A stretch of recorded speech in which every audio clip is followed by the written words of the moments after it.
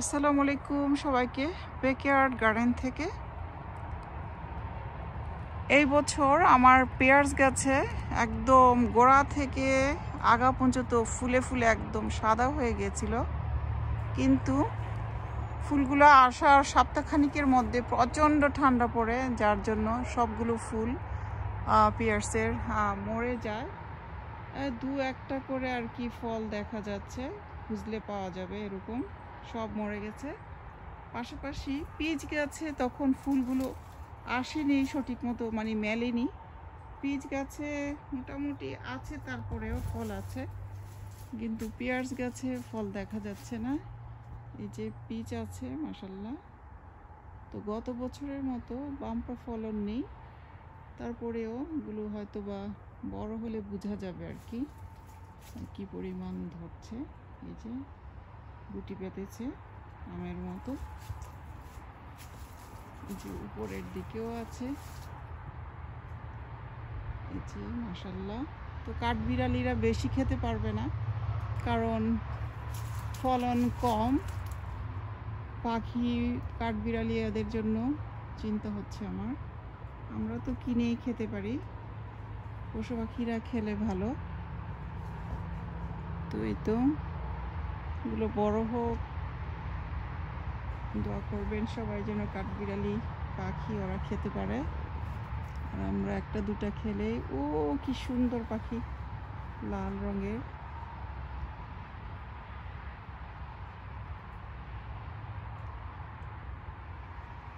আছে হয়তো বা, এটাই আর কি ছোট্ট একটি ভিডিও শেয়ার করতেছি আপনাদের মাঝে, যে আমার পিচ এবং পেয়ার্সের ফলনগুলো কীরকম হচ্ছে। পেয়ার্স গাছে যেমন এই যে দেখুন, ছোট্ট একটি পেয়ার্স, এরকম হয়তো খুঁজলে আমি উপরের দিকেও আছে দেখা যাচ্ছে একটা দুইটা, যে এরকম খুঁজে খুঁজে পাওয়া যাবে। এইগুলো আমাদের পক্ষে মানে জুটবে না কপালে, কাঠবিড়ালি খেয়ে বসে থাকবে।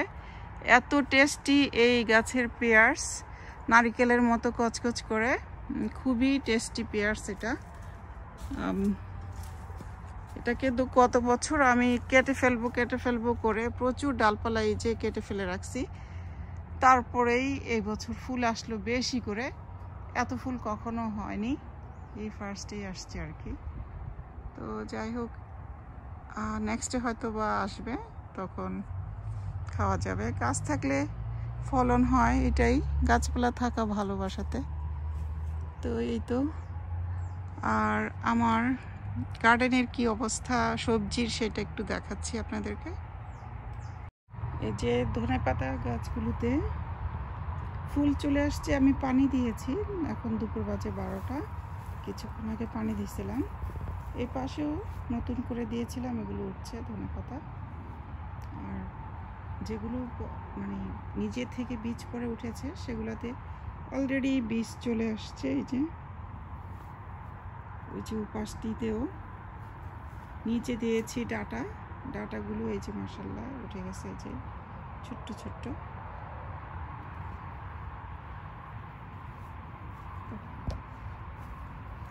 এই তো এই পাশটিতে, আর এখানে কিছুটা রসুন উঠেছে, তারপরে গোলালু যেটা লাল রঙের সেটা, এই যে ডাটাগুলো লাল। আর পাশাপাশি ওদিকে লাল শাক, পাট শাক, এগুলো উঠে গেছে। তো দেখাচ্ছি মাশাআল্লাহ, যে লাল শাকগুলো এখানে বড় হচ্ছে।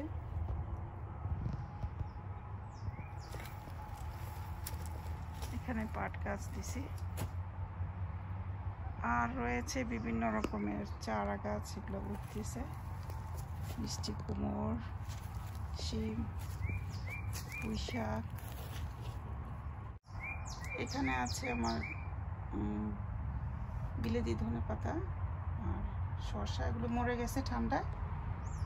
গোলাপ, টিউলিপ, এগুলো লাগাবো। গাঁদা ফুল, আমার গোলাপ ফুটা শেষ এগুলোতে।